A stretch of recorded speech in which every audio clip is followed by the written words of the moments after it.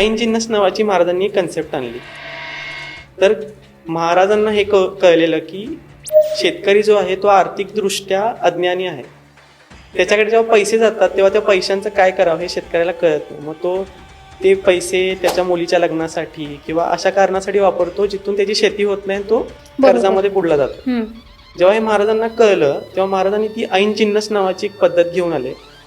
त्या पद्धतीमार्फत काय केलं की शेतकऱ्यांना पैसे न देता शेती उपयुक्त गोष्टी देण्याचं महाराजांनी चालू केलं. म्हणजे नांगर, बैलजोड्या या प्रकारच्या गोष्टी, बियाणे, आणि कर्ज पण द्यायचे तर ते बिनव्याजी असायचं.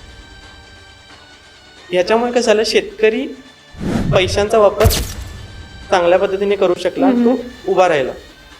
आता याच्या सोबतच महत्वाची गोष्ट कशी आहे की हे तुम्ही ऐकून शॉक मध्ये जाणार आहात. त्यावेळी महाराज शेतकऱ्यांकडून 40% टॅक्स घ्यायचे. कॅन यू इमॅजिन दिस? खरंच जास्त आहे. 40%. आणि याची सभासद बकरीमध्ये नोंद आहे. महाराजांनी लिहिलेलं स्वतःच्या बुकमध्ये नोंद आहे. इंटरेस्टिंग. पण तरी देखील शेतकरी सुखी होता. म्हणजे तुम्ही इमॅजिन करा.